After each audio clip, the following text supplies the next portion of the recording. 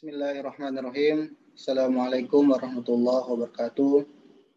Alhamdulillahirabbil alamin. Wassalatu wassalamu ala asyrofil anbiya'i wal mursalin sayyidina Muhammadin wa ala alihi wa ashabihi wa man tabi'ahu bi ihsanin ila yaumiddin, amma ba'd. Alhamdulillah, segala puji kita panjatkan kehadirat Allah Subhanahu wa taala, mana dengan izinnya sehingga kita masih diberikan kesempatan untuk mengikuti proses perkuliahan pada hari ini di mata kuliah Akuntansi Keperilakuan, yang mana insya Allah pada hari ini kita akan membahas materi yang berjudul pertimbangan dan pengambilan keputusan dalam akuntansi keperilakuan. Salawat dan salam kita kirimkan ke hadirat Nabiullah Muhammad SAW atas seluruh jasa-jasa beliau kepada kita semua, khususnya kepada umat muslim. Saudara, sebelum kita melanjutkan mata kuliah ini, saya harap saudara telah mengumpulkan tugas ringkasan mata kuliah di aplikasi Edlink yang telah saya buat ya sebelumnya. Kembali saya promosikan bahwa tujuan pembuatan tugas ringkasan mata kuliah itu agar saudara sudah membaca materi yang akan kita bahas, sehingga nantinya pada sesi diskusi saya berharap saudara bisa semua aktif memberikan tanggapan dan juga menjawab pertanyaan yang saya ajukan di akhir video ini ya. Untuk saudara jawab dan diskusikan di aplikasi Edlink. Baik saudara, kita mulai perkuliahan.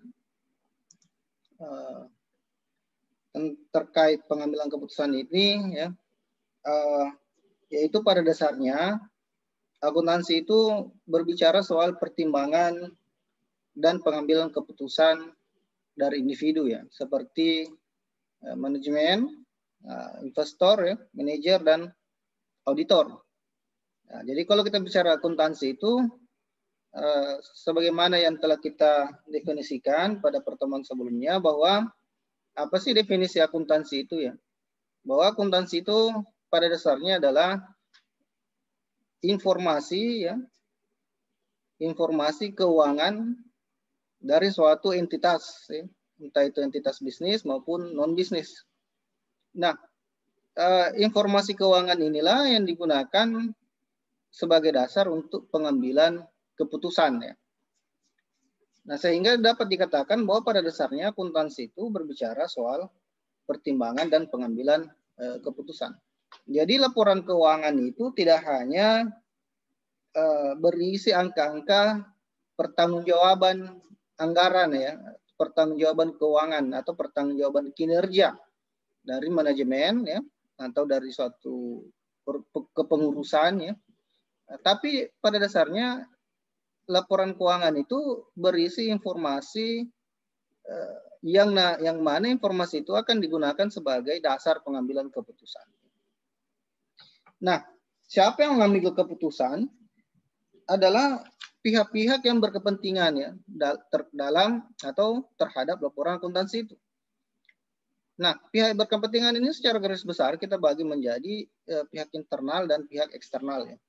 Nah, pihak internal itu tentu ada dua yang paling berkepentingan.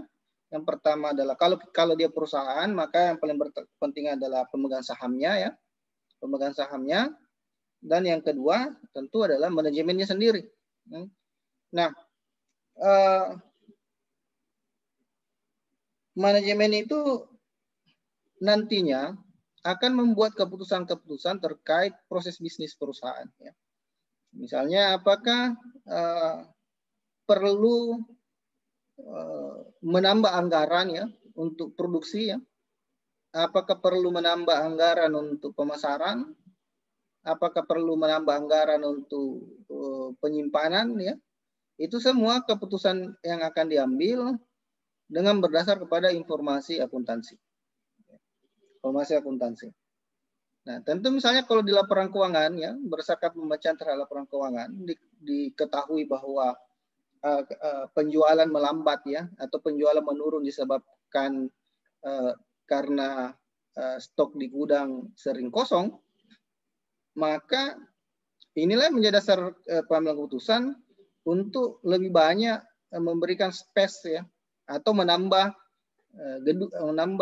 ruang untuk penyimpanan produk, sehingga itu tidak mengganggu sirkulasi penjualan. Itu contoh ya. Kemudian investor ya. Kalau kita bicara investor, maka kita akan bicara tentang perusahaan yang go public ya. Perusahaan yang listing atau perusahaan yang listing di Bursa Efek. Nah, tentu calon-calon investor itu ya, seperti Anda ini kan, kalau Anda punya banyak uang itu ya silahkan jadi investor saja ya. Anda cari perusahaan yang listing di Bursa Efek ya, kemudian Anda investasikan uangnya di situ ya. Maka Anda sudah tepat disebut investor. Nah, tentu bagi calon-calon investor itu, informasi akuntansi itu digunakan sebagai pengambilan keputusan apakah dia menanamkan ya, menginvestasikan uangnya atau tidak di perusahaan itu. Misalnya kalau saya ingin berinvestasi ya, saya membuka Bursa Efek ya, saya mempelajari Bursa Efek, saya buka satu persatu laporan keuangan perusahaan ada di situ, dan saya tertarik misalnya pada satu perusahaan karena saya lihat kinerja profitabilitasnya tinggi. Maka saya tertarik untuk berinvestasi di situ. Tentu keputusan saya itu dipengaruhi oleh informasi akuntansi yang saya baca sebelumnya. Bahwa ternyata di perusahaan ini itu kinerja keuangannya bagus, profitabilitasnya tinggi, rasio keuangannya bagus, ya, dan pembayaran dividennya bagus. Nah, itu semua adalah informasi keuangan.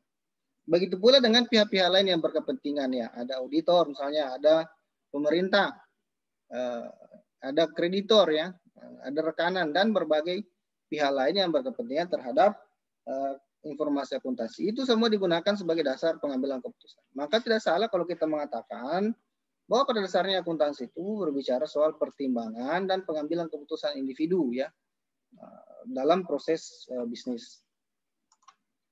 Kemudian, nah, model pengambilan keputusan itu didasarkan pada asumsi ya. Ada asumsi yang mengatakan bahwa keputusan seseorang itu didasarkan pada pertimbangan rasional ya.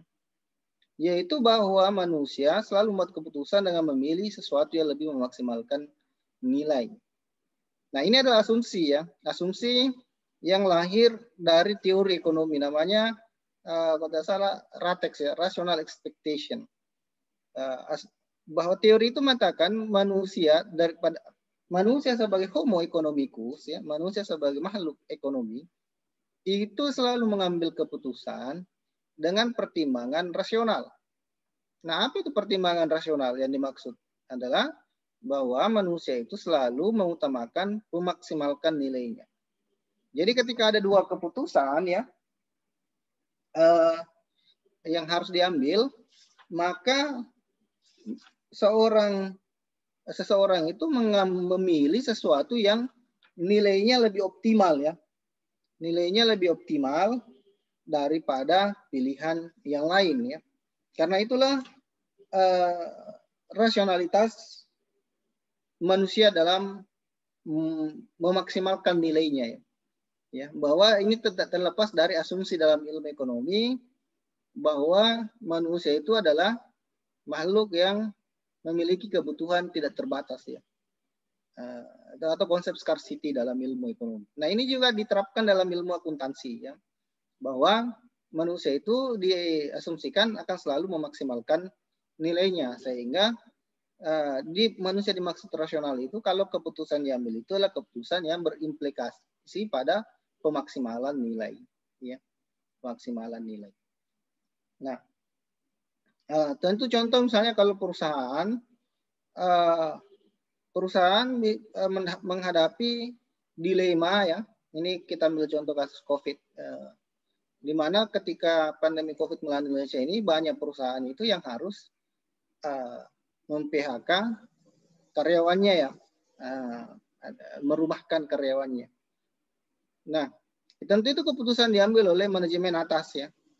Nah, keputusan ini didasarkan pada pertimbangan, kita sebutnya pertimbangan rasional ketimbang pertimbangan emosional.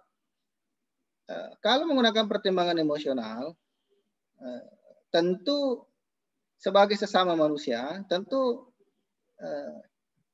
kita merasa bahwa ketika kita memberhentikan orang dari pekerjaannya, kita ada empati di situ ya, ada empati. Bahwa kita merasa ini sesuatu yang tidak bagus ya. Mem-PHK orang sesuatu yang tidak bagus karena dia kehilangan pekerjaan, kehilangan penghasilan, sementara ada orang yang harus dihidupi ya. Minimal dirinya sendiri yang harus dihidupi. Itu belum kalau ada keluarganya dan lain. Tentu pada aspek emosional itu keputusan yang berat dilakukan. Tapi pada pertimbangan rasional, bahwa keputusan mem-PHK itu adalah keputusan logis untuk menyelamatkan perusahaan dan seluruh orang yang ada di perusahaan. Ya, itu keputusan logis. Jadi membuang beberapa orang itu adalah keputusan logis demi menyelamatkan seluruh orang yang ada di perusahaan. Saya teringat kisah Nabi Yunus alaihissalam ya, kalau tidak salah ya, itu kisah Nabi Yunus.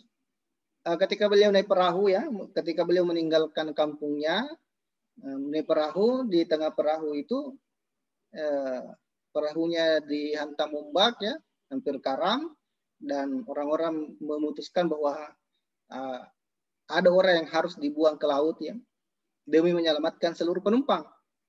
Ya, Nabi Yunus kemudian ambil inisiatif bahwa dialah yang lompat ke laut ya, supaya semua orang bisa selamat. Dan menurut cerita ya, dia ditelan oleh ikan paus selama beberapa hari di situ sebelum dia dikeluarkan kembali dalam keadaan selamat.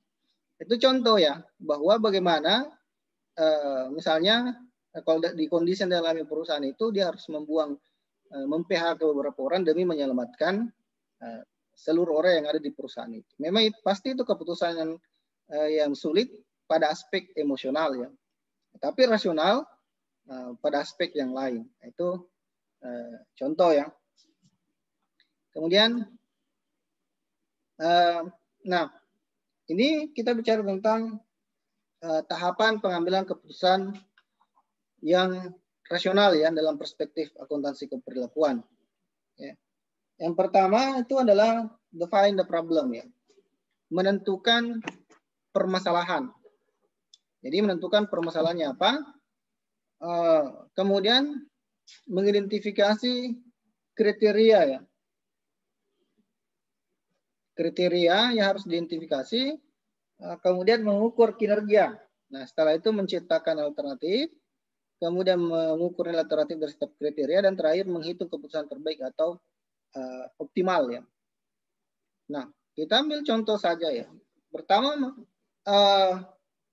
misalnya gini ya,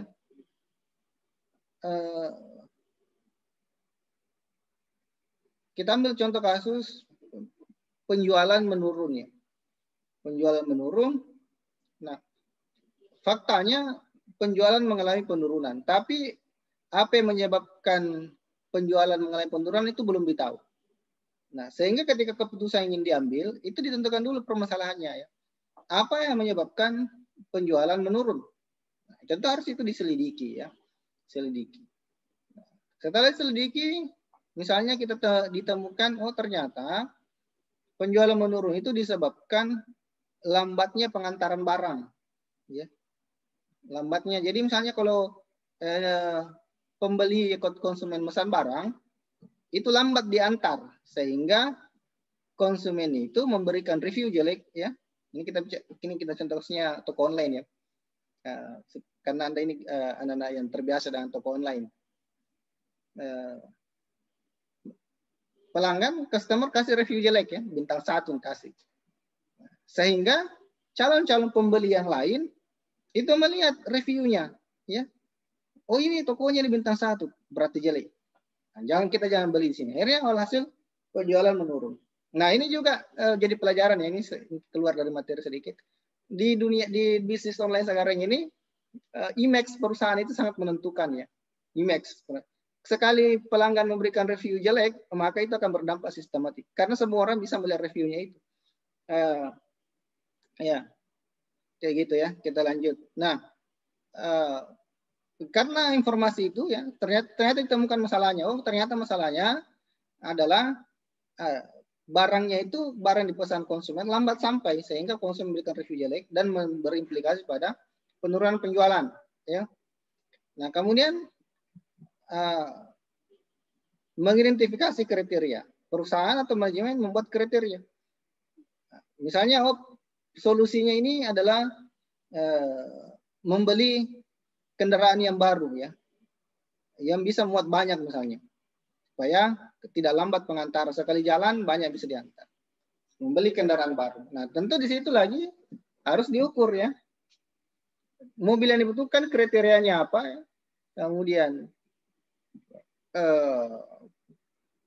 membandingkan setiap mobil itu, kemudian mengukur, ya, dan kemudian mengambil keputusan, ya, bahwa solusi terbaik untuk mengatasi masalah itu adalah membeli mobil yang ini atau menyelesaikan masalah yang ini. Itu contoh tahapan pengambilan keputusan yang rasional, ya. Kemudian, nah ini yang jadi masalah adalah terdapat kesenjangan yang besar antara konsep rasionalitas yang diasumsikan ilmu ekonomi dan konsep rasionalitas yang digunakan dalam pengambilan keputusan dunia.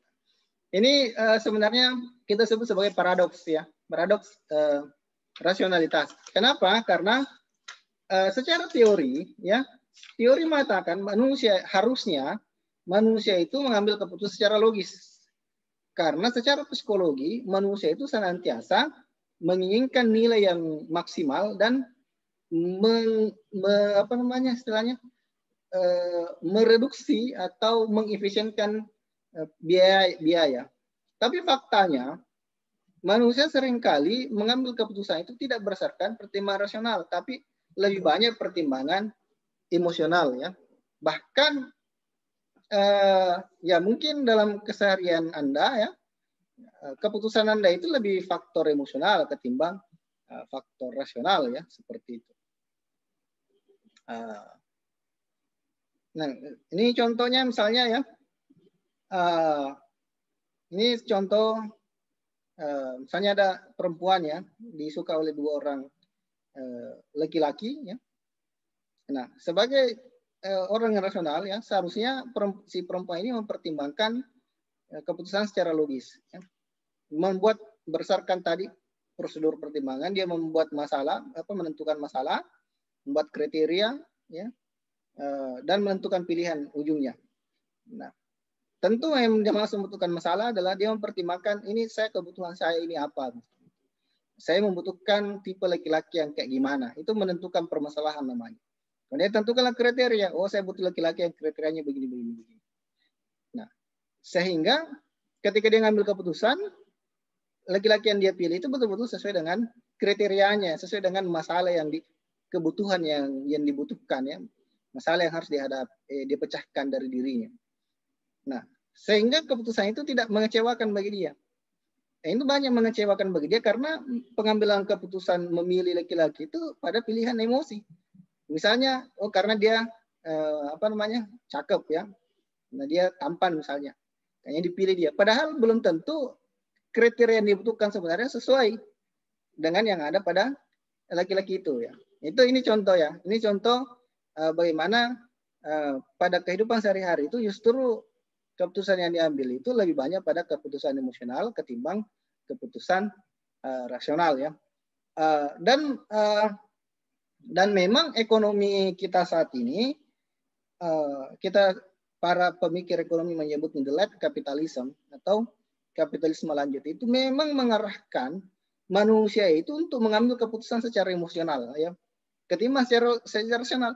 Padahal dalam teori ekonomi itu ada teori namanya RATEX tadi, rational expectation, yaitu bahwa manusia diasumsikan selalu rasional. Tapi faktanya dalam ekonomi the late capitalism ini, atau ekonomi kapitalisme lanjut ini, manusia itu diarahkan untuk lebih mengeksplorasi aspek emosinya ketimbang aspek rasionalnya, ya. Saya kasih contoh, ya.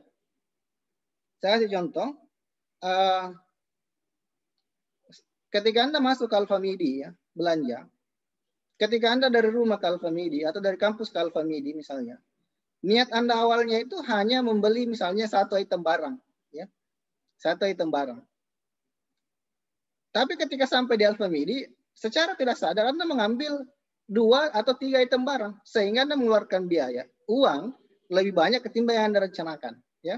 Padahal secara logis seharusnya uang yang Anda keluarkan itu betul-betul sesuai dengan yang direncanakan semula.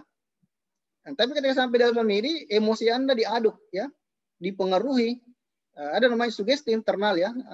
Sugesti internal itu ada film yang bagus Anda nonton itu judulnya Deception, ya. Itu film yang dibintangi oleh Leonardo DiCaprio.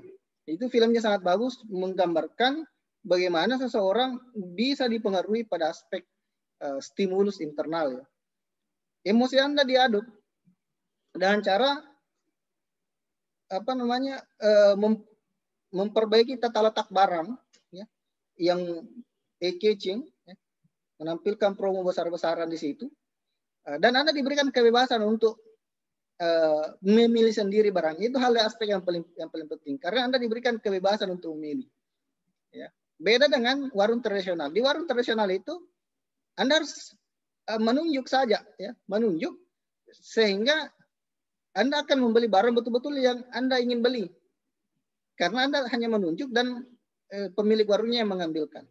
Tapi ketika Anda diberikan kebebasan dan kemudian secara internal dipengaruhi oleh sugesti iklan, promo, ya, promosi, kemudian tata letak, maka secara bawah sadar Anda membeli lebih banyak ketimbang yang Anda butuhkan. Itu yang disebut dengan pilihan emosional yang Anda tidak sadari, ya. Yang Anda tidak sadari. Nah, inilah fakta yang terjadi dalam kehidupan keseharian kita sebagai manusia. Itu lebih banyak dipengaruhi oleh pertimbangan emosi ketimbang pertimbangan rasional, ya, seperti itu. Oke, kita lanjut. Nah, itu yang termasuk dengan paradoks rasionalitas, ya. Paradoks rasionalitas itu ini bisa Anda baca, ya. Saya lompati saja karena ini terlalu teknis pembahasannya, ya, di luar dari apa namanya konteks materi kita. Saya harapnya Anda sudah punya buku, ya. Buku ini materi ini saya ambil dari buku Akuntansi Keperilakuan yang ditulis oleh Dr. Iwayan Suartana. Anda bisa baca sini. Pada pertama kan saya sudah wajibkan Anda membeli buku, ya. Beli buku, saya harap bukunya Anda bisa baca ini terkait alias paradoks itu apa, istilah paradoks itu apa, intersubjektivitas itu apa, dan preference reversal itu apa. Silakan Anda pelajari, ya. Kemudian saya lanjut. Nah, ini adalah model deskriptif dalam pengambilan keputusan, ya. Nah, ini apa yang maksud dengan model deskriptif itu? Merupakan pendekatan, ya, untuk memahami kenapa manusia mengambil keputusan, ya. Ini sebenarnya model deskriptif. Jadi model deskriptif ini mencoba memahami, mencoba menggeneralisir, ya, kira-kira pendekatan yang dipakai manusia secara mengambil keputusan itu apa. Ini ada beberapa model deskriptifnya. Yang pertama adalah model kepuasan, ya. Tentu pada model kepuasan ini manusia diasumsikan mengambil keputusan itu berdasarkan pertimbangan bahwa dia puas terhadap dia menginginkan kepuasan, ya. Dia menginginkan kepuasan sehingga dia akan mengambil keputusan yang kira-kira keputusan itu akan memaksimalkan kepuasan yang dimilikinya, yang dibutuhkannya, ya. Seperti itu. Kemudian yang kedua adalah pendekatan yang kedua adalah teori prospek, ya. Nah, teori prospek ini berkaitan dengan prospek nilai, ya, yang akan didapatkan dari pilihan itu, ya. Dari pilihan itu. Jadi kalau misalnya saya memilih ini, ada dua pilihan nih, ya. Ada dua pilihan. Nah, masalahnya memang akuntansi itu selalu dihadapkan, bukan hanya akuntansi, manusia itu memang selalu dihadapkan pada berbagai pilihan, ya, dalam kehidupan sehari-harinya. Dalam akuntansi itu disebut sebagai the split of point, ya. Saya sebut the split of point itu sebagai titik galau saja, ya. The split of point itu titik galau lah. Titik galau itu maksud itu bahwa ada kondisi di mana seseorang galau, ya, mau memilih yang mana, gitu. Memilih A atau memilih B. Nah, tentu itulah tadi dalam membuat berbagai pilihan itu secara rasional harusnya buat tahapan-tahapan ya seperti yang saya jelaskan tadi. Cuma secara emosional ya terkadang kita langsung saja memilih secara emosional. Nah, kenapa kita memilih itu? Model deskriptif ini mencoba menjelaskan. Yang pertama, karena kepuasan ya. Maksudnya karena kepuasan itu dengan memilih ini kita harapnya kita menjadi lebih puas ya, lebih puas. Misalnya kalau ini untuk cewek ya, misalnya laki-lakinya ganteng, wah saya puas ya kalau laki-lakinya tampan ya. Kalau diajak jalan tidak bikin malu-malu ya. Nanti kalau ketemu temannya, wih tampannya pacarmu kan puas ya dia rasa. Bangga dia rasa ya. Tapi kalau pacarnya jelek, ya jelek, wih, nah pada pacarmu begitu. Nah itu kan menurunkan image-nya dia. Nah sehingga dia memilih itu tidak lagi berdasarkan kriterianya, dia kebutuhannya ya. Saya butuh apa terhadap laki-laki misalnya. Apakah saya butuh laki-laki yang pintar yang bisa mengajari saya ya, bisa membantu saya menyelesaikan studi, atau saya butuh laki-laki yang punya kendaraan supaya dia bisa antar jemput saya dari rumah karena saya tidak punya kendaraan. Dia tidak lagi memilih berdasarkan itu, tapi memilih berdasarkan wah ini secara emosi ini bagus ya menurutnya. Nah kalau prospek ini artinya bahwa pilihan itu secara nilai memiliki prospek yang bagus ke depannya. Kemudian dampak kepastian ya adalah pilihan didasarkan pada sesuatu itu mendatangkan kepastian atau tidak. Ya karena banyak orang juga itu yang tidak menginginkan sesuatu yang tidak pasti ya. Nah, khususnya ya. Jadi kalau misalnya ada dua pilihan ini, pilihan pertama itu mendatangkan kepastian, sementara pilihan kedua itu masih kabur ya, ini tidak ada kepastian, maka orang cenderung milih yang punya kepastian ya. Jadi ya khususnya perempuan ya, khususnya perempuan itu pasti menginginkan kepastian ya. Sehingga kalau ada dua laki-laki satu menawarkan kepastian, yang satunya lari-larian, ya perempuan lebih cenderung memilih yang pasti ya. Sehingga kalau Anda laki-laki ya, maka kasihlah kepastian ya. Jangan kasih keraguan ya. Anda bisa ditinggalkan seperti itu. Nah, kemudian berbagai pendekatan lainnya ya, Anda bisa pelajari. Oh ya, ini sudah selesai materinya ya. Sudah selesai. Ya, silakan Anda pelajari lebih lanjut terkait itu. Mata kuliah hanya pengantar. Insya Allah kita akan ketemu secara langsung melalui ruang virtual Zoom untuk berdiskusi lebih lanjut. Nah, tapi sebelum itu Anda harus menjawab 3 pertanyaan ini dan mendiskusikannya di di portal aplikasi Edlink ya. Silakan jawab dan diskusikan terkait 3 pertanyaan ini, yaitu apa itu akuntansi keperlakuan, apakah setiap manusia rasional, dan terakhir, kalau yang dimaksud rasional adalah pilihan untuk maksimalkan nilai, apakah korupsi merupakan keputusan rasional. Silakan Anda diskusikan. Insya Allah kita ketemu pada kesempatan lain.